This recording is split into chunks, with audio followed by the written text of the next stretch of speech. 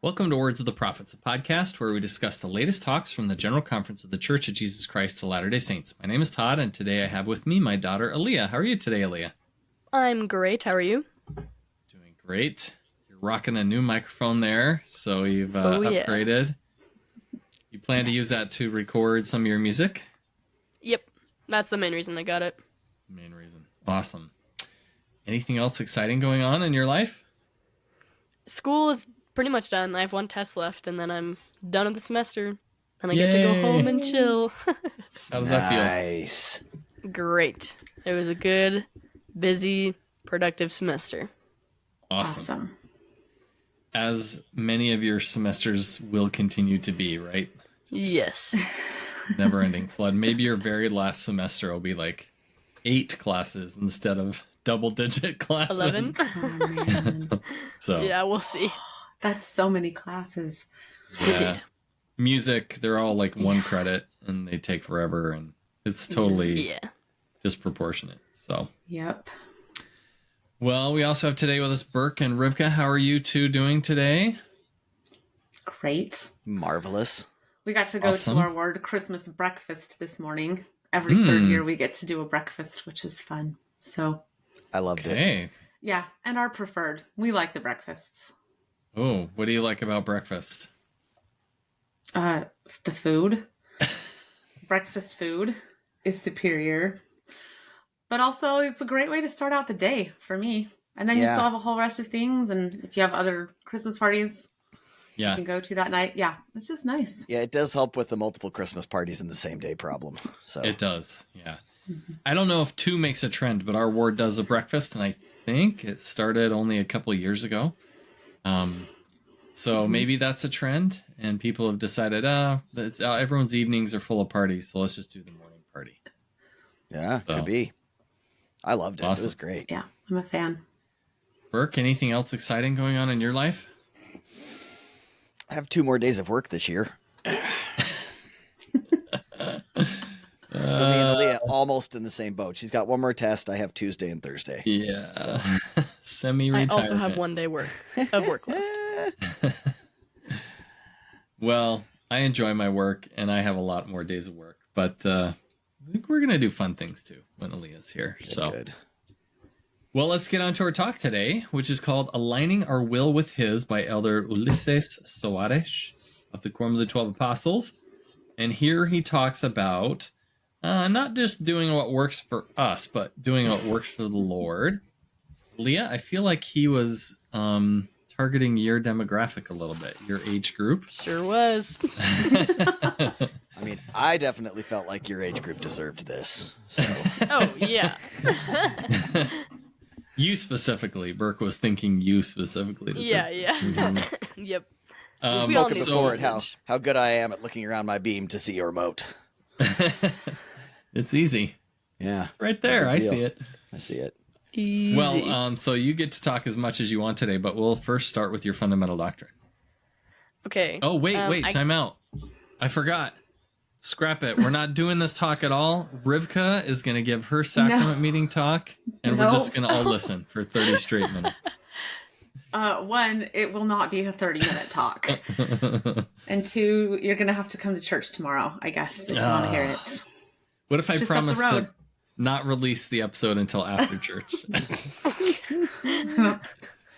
That's not really the issue. It's not like there are spoilers. It's the gospel. People know it. Right. Whoa, Indeed. wait. We can read ahead of time? We can know it before we go? Oh, someone needs to tell my Sunday school class. Oh, I absolutely knew that was coming. Yikes. All right, well, we're not getting Rivka's talk, which is, by the way, in my book, as good as General Conference, but we'll have to go to church if we want it. So I guess so. we'll go back to Alia. Alia, tell us what Elder Soares said. All right. My fundamental doctrine is what works for thee works for me. Okay. That's it. That really encapsulates the whole thing, actually. So why don't you tell us what that means? Yeah, so the whole talk is essentially, well, it's called aligning our will with his. So, what works for me in modern day language, that's the equivalent of like something that, I don't know. There's a lot of different ways you could define it. Something that makes me happy, or something that I want, or whatever. So what works for us, what we're choosing to do with our lives, if we align it with God, then what works for us works for him, and it should be vice versa. What works for him works for us. And then we aren't like, I don't know, I guess the more you align with him, the less annoying it is to follow him. If you're already on the same page, then like, sure, I'll follow the word of wisdom, you know, like it's less of an issue if your will is aligned. So as you align your will with the Lord, it becomes easier over time to stay in alignment? Mm-hmm. Okay. Have you seen people, we talked about this a little bit, if I remember right, in our recap, but have you seen people say, you know, this works for me, or something equivalent in your generation? Is that a common thing you hear? Mm-hmm. Yeah, like, I'm just doing what works for me, you know. Yeah. Could be said about, someone might say that if they're taking a path that's like less traditional. So a non-religious example would be like someone who, like one of my friends actually dropped out of college and got an EMT training and started working at a fire station. Like that was what worked shout out to for her. Kate. Yeah, like school wasn't working, quote unquote, but like being a firefighter did. So that's how that word is used. But it can be a spiritual thing as well. Like maybe you choose to not follow a commandment because it doesn't work for you, right? Yeah. So in the case of education, you know, there are a variety of equally valid options, but spiritually there's only one valid option. Yeah. So transferring that philosophy over to like, this part of the church doesn't really work for me is not a great option. Okay. Awesome. Maybe you're just a few years younger than this, but the thing used to be, you do you, or I'm doing me, or whatever. I feel like that was a couple years older than you. Those trends all come and go within, 2 years now, or less, 2 days sometimes. So, and we've talked about that before too, but that's sort of equivalent, right? You do you. Well, what if you's a jerk? Or what if you doesn't like to do what the Lord wants to do? And we all have a part of us that doesn't want to do those things anyway. So it's constantly applying our will to the Lord's will. So, okay, awesome. One last question for you, since I think, again, it's relevant to your generation. How has this worked for you in your life? How has the gospel worked? Doing what works for the Lord in your life. I see. So when you do what works for him, how does it work for you? Give me an example. Well, he knows a lot more than I do. And so you when sure? I'm pretty sure. Sometimes I have my doubts. We all do, but it's undeniably been proven over and over again at Agreed. this point. And so Some people still do deny it, but Yeah. yeah. When you're in the moment, it's hard. But looking back, it's like, well, obviously, like there were just factors that you can't know everything because you're not omnipotent. But thankfully, there is someone who is, and he likes to talk to you and tell you what to do. And so, that's really nice. So in my life, there's been decisions that I wouldn't have made, or I would have made differently if I didn't have God advising me to do that thing, because the information in front of me was, would lean towards some other direction, but God pulled me the other. Can you give me an example? I feel like all of these examples I've shared on this That's already. all right. Okay, well, the most recent one. I don't think people have 100% retention of every episode, so. That's true. I remember everything Elias ever said. I know. That Burke actually does, probably. He That's will probably sometimes true. reference things that I don't remember saying. He's like, oh yeah, you said that 200 episodes ago. And I'm like, what? Anyways, the most recent example that I've shared a couple times is my current job. I was applying to the MTC, and then I also applied to this job working for BYU Radio. And I wanted the MTC because I loved it when I did it before, and it paid a lot more. and it's a spiritual opportunity for me that I loved, and so that was what I was really vying for. But God showed me a different path and advised me to take it, and I did. And now I'm working at BYU Radio, and there's a lot of career moving opportunities in this sphere that I can't find at the MTC. And so I did my time teaching missionaries, and now God is slowly pushing me towards different places in my career. That is not to imply that the MTC was jail. You didn't do your No, time. she did her as time. a criminal. Yeah. She did her duty to I the loved missionary the MTC. society. It was the best. Served out her indenture. Yeah.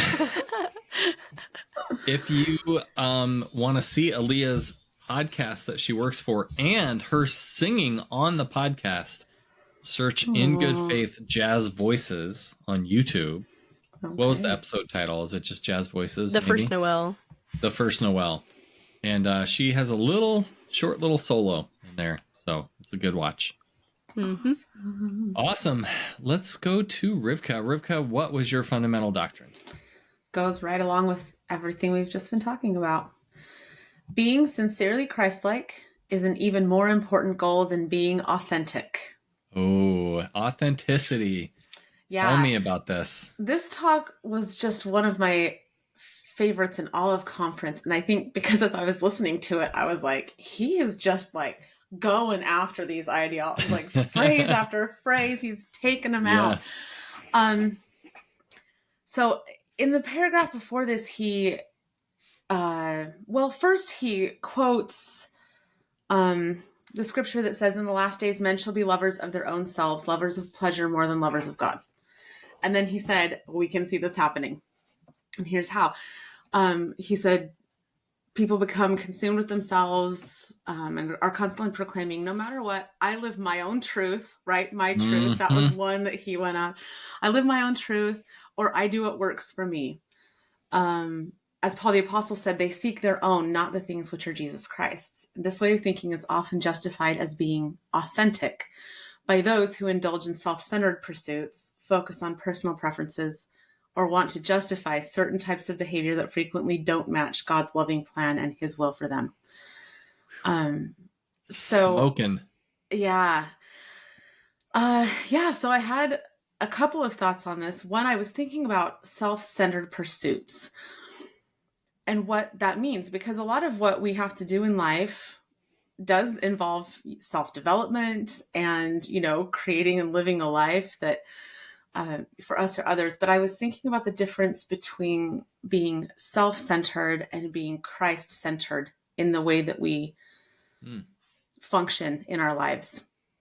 And that doing something that builds self or is building our life isn't necessarily self-centered. But if every decision we make, if everything that we feel, if all of our expectations of ourselves and other people are and we are the center of that, that's a very different life than if the expectations we have of ourselves or our interactions with other people or the things we do are centered in Jesus Christ. Because Jesus Christ is perfect and his gospel is perfect, and I am not at all perfect. My ways are not holy like his. My ideas are not holy like his. And so the results will never be the same,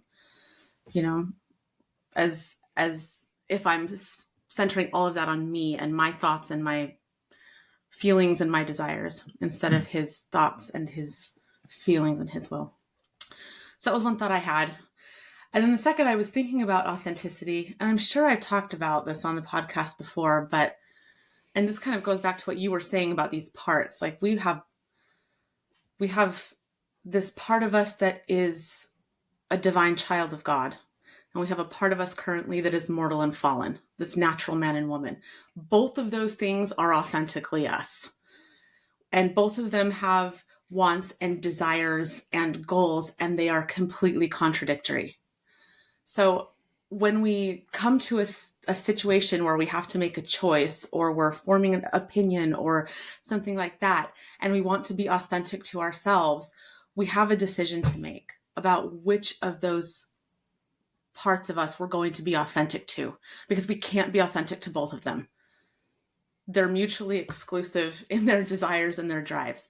So I don't think there's necessarily a problem with saying I want to be authentic to me, as long as it's the divine child of God, child of the covenant, disciple of Jesus Christ part of us. Like, be authentic to that all day, every day. But if what you're saying is I'm going to justify doing what the natural, mortal, fallen part of me wants to do, and I'm going to do that by saying it's authentic to me, well, I guess you can do that.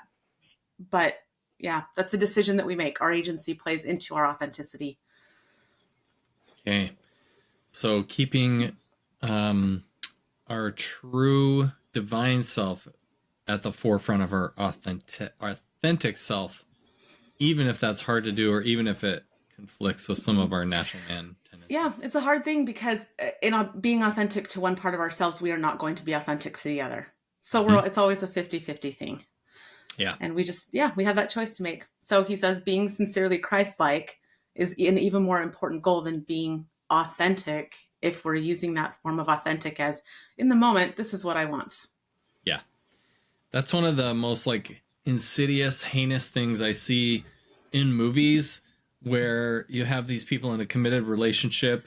Maybe it's boring, or maybe they've been married for however long or whatever, and then they find something exciting and they decide, oh, that's my real, true love, or how I really feel, or whatever, and they leave like their kids and their family because that's the one that they should really be with. That's their authentic relationship. Yeah. Just makes me want to scream, and not, if that's something that I'm watching, I don't watch it. It's just terrible. Like, no, thank you. So, yeah. Alia, why is it so important to your generation to be authentic? And have you seen that impact somebody's ability to live the gospel before? Yeah. I think authenticity is important to us because I'm sure this applies to all humans, but we just focus in on it a lot in our generation. We just don't like fakeness, or like fake people, or people who are like putting on a front. And I feel like that's part of where this stems from, is like being authentic to you, because you're not letting the world tell you what to do, you're not letting someone else tell you what to do, you're not putting on a front, you're just doing things the way that you would do it, right? And that can be good in some contexts and bad in others. And I've definitely seen people fall away from the church because of that mindset of like, well, everyone has their own journey and their own path. Yes, but God should determine that, right, for you. And so some people who don't like doing what God wants because the natural man doesn't, like, it's not easy. It's really, really easy to justify choosing anything but him because it just feels better to the natural man. And so therefore it's you, it's authentic, it's your path, your journey. And I don't know, it just makes it really easy to say, well, this thing that everyone else is doing, especially I think if you grew up in the church, and maybe even more so if you grew up in a place where the church is really strong, because then you're not only choosing your path, but you're choosing something that everyone else around you is not doing. So like, you're pushing back against the culture and the mainstream, and you're really doing what you want to do.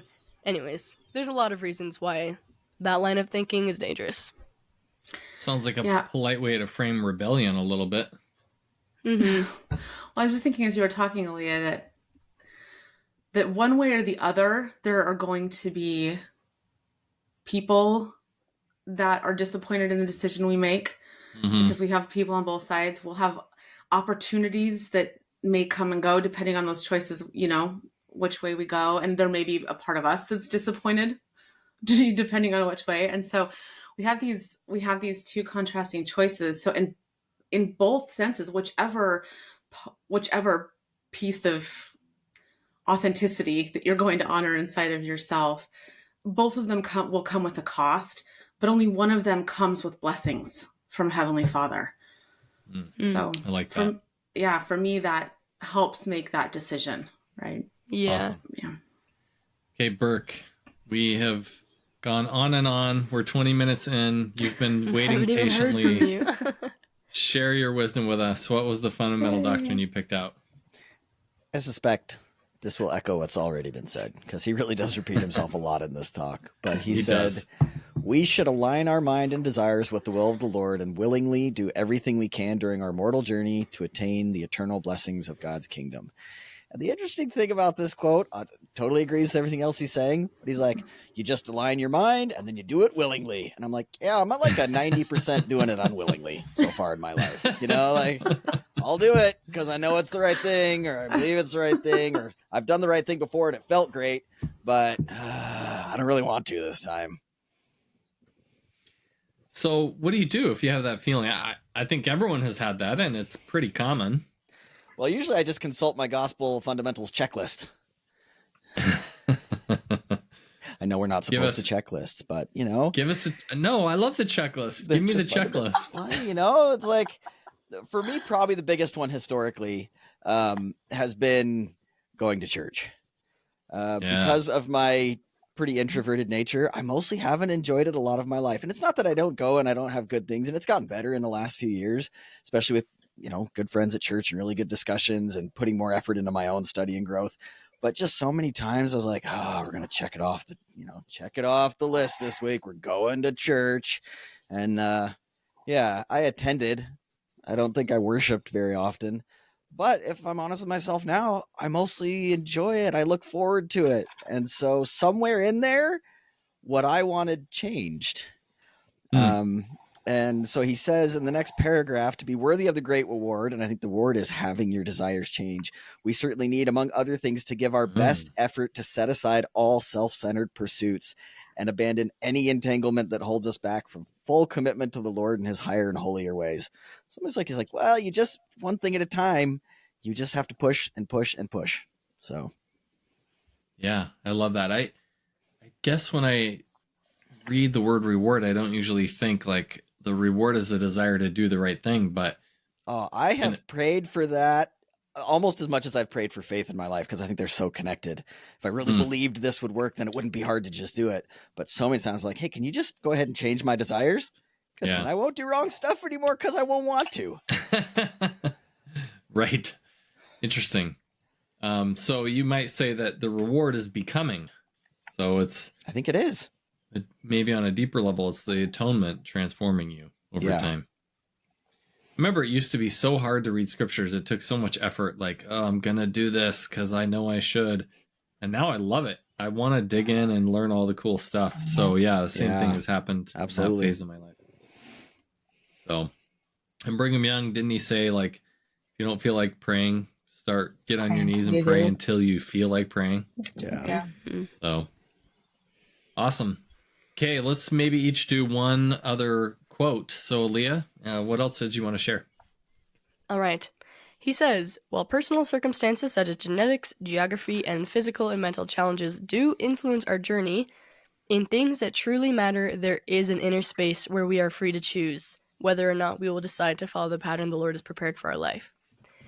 So, I like, Burke, that in your example you just gave, you just said you were an introvert. That's not a bad thing. That's not a natural man thing. That's not Satan. That's just you. So a lot of people can use that as a like you do you thing, because that's a natural. And I'm an introvert too. I don't like, my calling right now is the hardest calling I've ever had, because it involves me talking to people all the time. Like, I have to learn everyone's names and get to know everyone, and I've never done that before. I don't like doing that. Sounds like hard work. It is. But that's, y'all are crazy. That's so fun. Yeah, you would think so, wouldn't you? So those things, there are circumstances in our lives where there's not like a bad thing that exists. There's just something that makes it more difficult to follow God. And he says here that no matter what, if it really matters, we can choose. God is never going to make an impossible situation for us to follow him. Like, he's not going to curse us with something. He's going to give us difficulties, sure.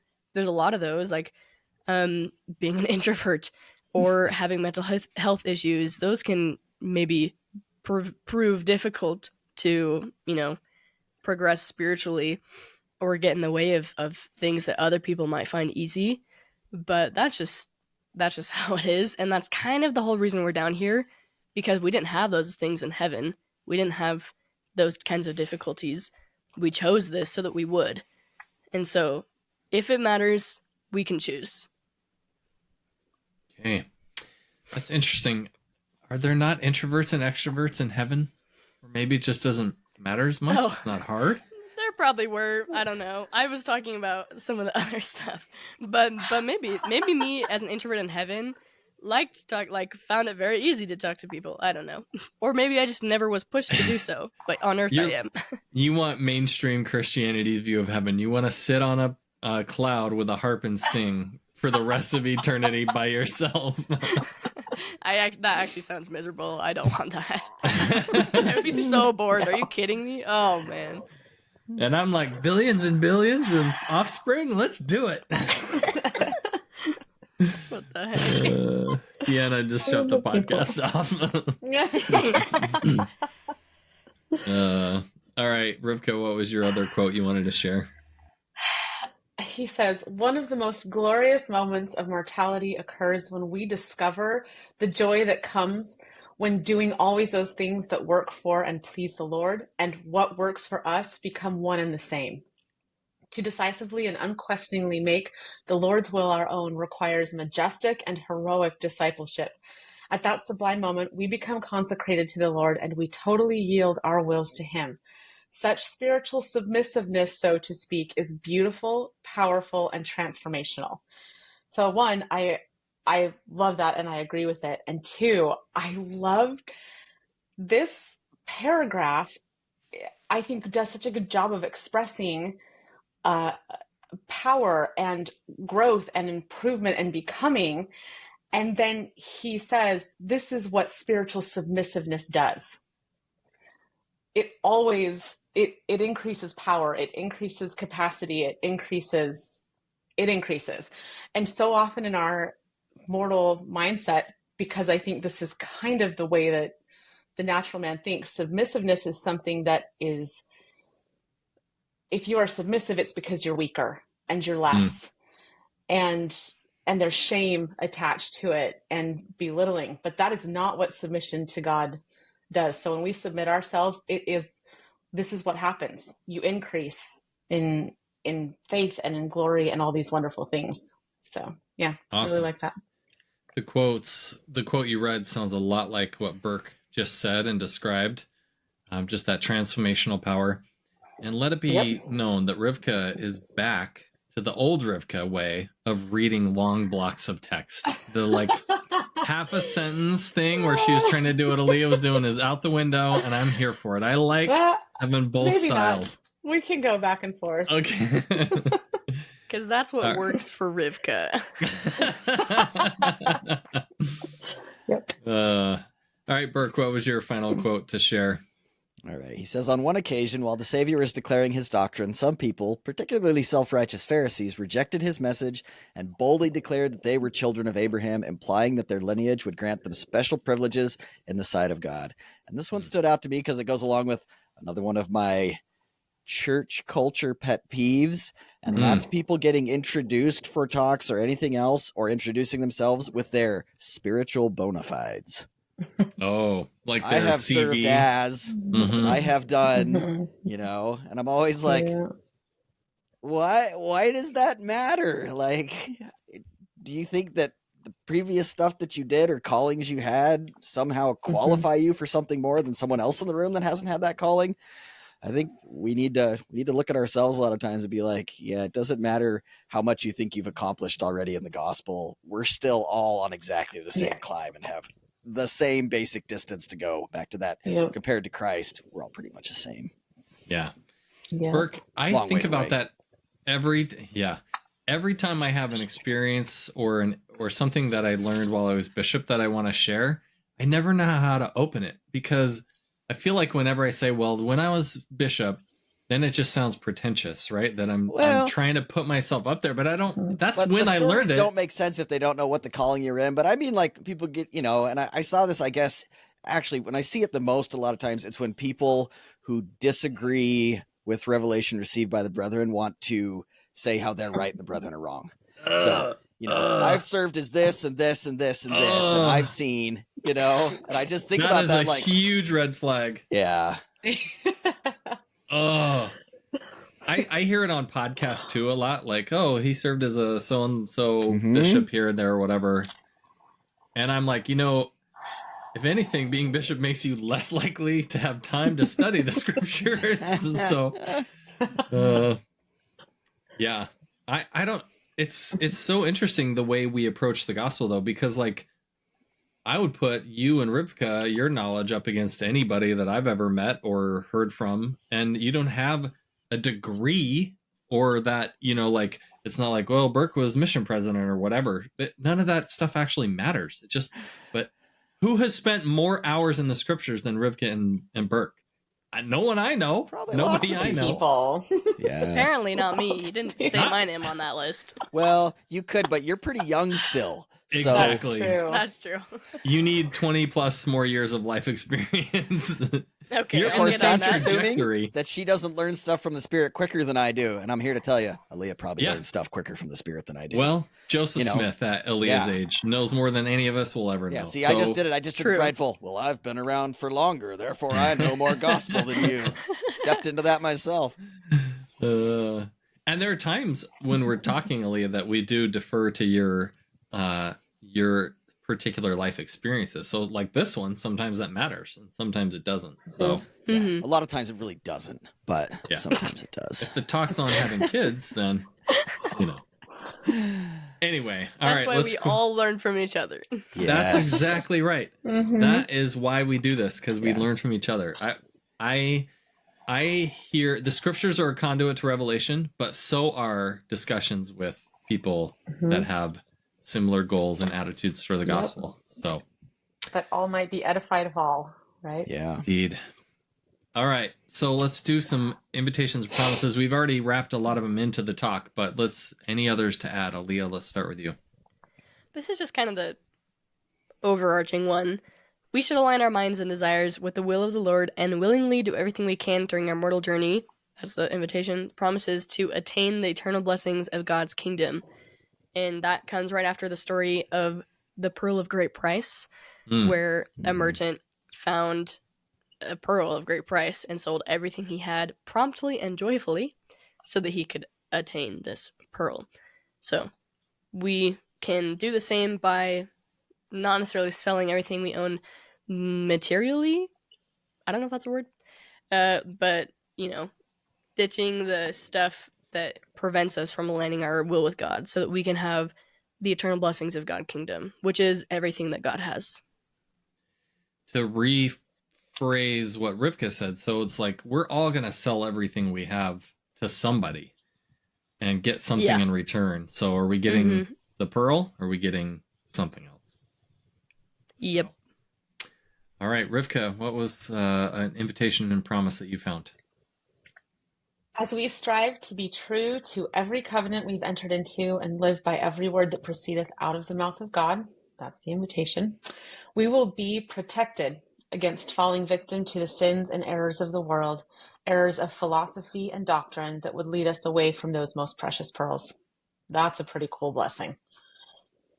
Awesome. I love it. Burke, how about you? Yeah. When we choose to let God be the most powerful influence in our life over our self-serving pursuits, that's the invitation, we can make progress in our discipleship and increase our capacity to unite our mind and heart with the Savior. Ooh.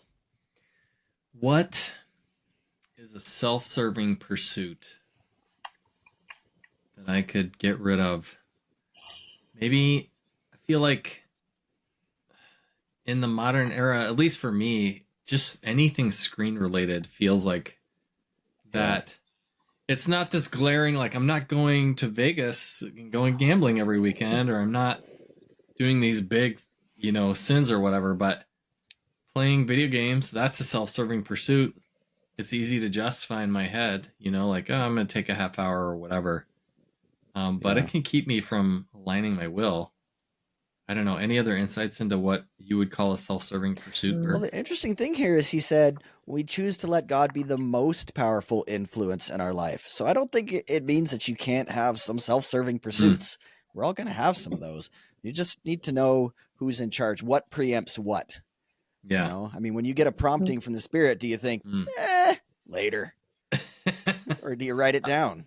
Do you do it then? Do you call that person? Do you send that text message? I've said later before. As have I. Right. We all have. I was going to procrastinate it, but I couldn't get around to it. What about like the need to be right? I feel like that's a very self-serving pursuit that is inherent to lots of people, right? Did you pick that because I need help with it, or because you need help with it? Because it feels like you picked it because I need help with it. But that's a very self-serving pursuit, right? The need to be right at the expense of our humility, at the expense of somebody else. That doesn't always seem like I don't know. I wouldn't necessarily couch it as a pursuit outside of this context, but when I was thinking about it, I was like, that actually is one. That can be absolute poison to a marriage. Yeah. Any relationship. Then, like, the way you roll the toothpaste tube can, over the course of 5 years, turn into divorce. Like, I'm not even exaggerating. Yeah, you know? it's true. Mm-hmm. Yeah. I remember one time when we were a few years into our marriage, Lawson was a baby or like toddler. Apparently, I was doing something like leaving the toothpaste out on the counter with the cap off or something like that. That in my mind was utterly meaningless and it never even occurred to me. And Deanna came to me one day and she's like, I like came to this realization that I'm just going to put that away for you because I love you. And it's not, and I was like, I didn't even know it was happening, but she could have gone the other way and been like, he is so thoughtless. He doesn't care about me. He doesn't care about keeping the house clean. I do so much and he can't do that one little thing. Two paths diverged in a wood. And she took the one that was harder, the higher road. And ultimately in the end, hopefully we're both just doing everything we can for each other. But yeah, you can get caught up in those little things if you just want to be right. Mm-hmm. So that's a good one, Rivka. I love it. Any self-serving things, Alia, before we wrap up? Nah, just pride in general. Anything prideful is inherently self-serving. Even if it's like the pity kind of pride, it's still self-serving. Okay. All right. Awesome. Well, we went a little over, but anyone who speaks Portuguese, even Brazilian Portuguese, deserves to get extra time on this podcast. So, wow. The next talk we're going to discuss. The Oracle has spoken. I'm probably, if I don't appear on the next podcast, it's because I was struck down in between episodes. The next talk we're going to discuss is Holiness to the Lord in Everyday Life by Elder Garrett W. Gong of the Quorum of the 12 Apostles. And in the meantime, Alia is going to tell you how to get a hold of us. You can email us at wordsoftheprophets@gmail.com, or you can comment and message on our Facebook, Instagram, and YouTube at Words of the Prophets Podcast. Thanks for joining us today, and until next time, keep the faith.